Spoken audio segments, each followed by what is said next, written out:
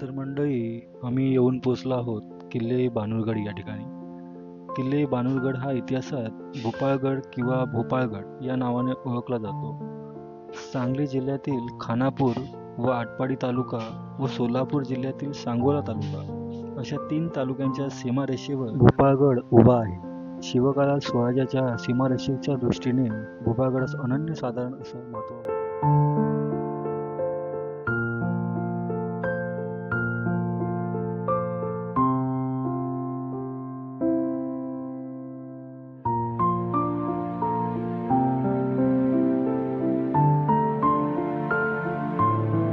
छत्रपती शिवाजी महाराज यांचे गुप्तहेर प्रमुख बहिर्जी नाईक यांच्या समाधीचं भूमिपूजन दिनांक 19 जुलै 2021 रोजी तत्कालीन मुख्यमंत्री माननीय देवेंद्रजी फडणवीस यांच्या शुभहस्ते संपन्न झाले होते.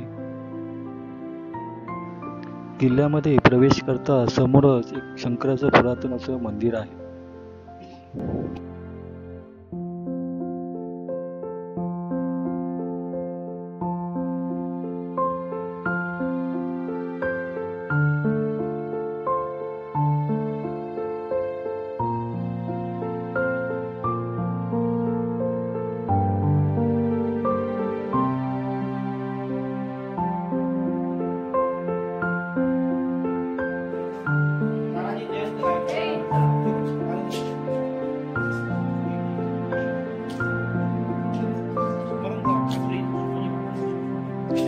आहे शंकराचं आणि इथे काही जे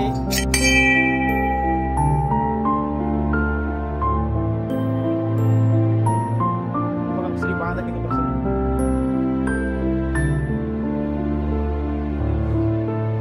ही बघा, हे सगळं जुनं देवस्थान आहे बघ. आपल्या देवस्थान म्हणतो जुनं बांधकाम राजांच्या काळामध्ये कलाकुसर करत होते ना, दगडावर एकदम असं व्यवस्थित. आता हा गणपती दगडामध्ये कोरलेला, हा अखंड दगड आहे असा, त्याच्यामध्ये हा गणपती कोरलेला आहे. हा चिटकवलेला वगैरे नाही, दगडामध्येच गणपती कोरलेला.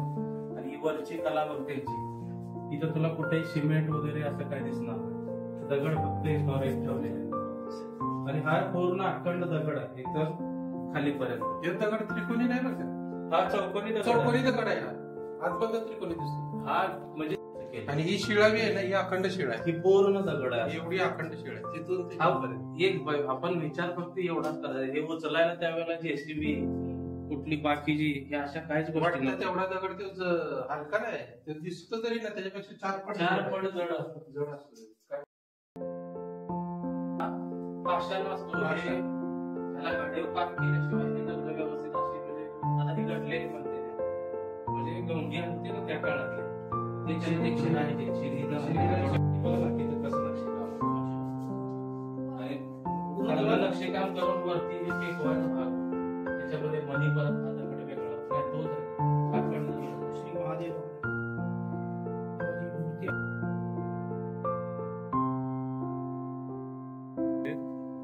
कमीत कमी 350 वर्षाच्या पूर्वीच राजा 350 वर्ष झाले.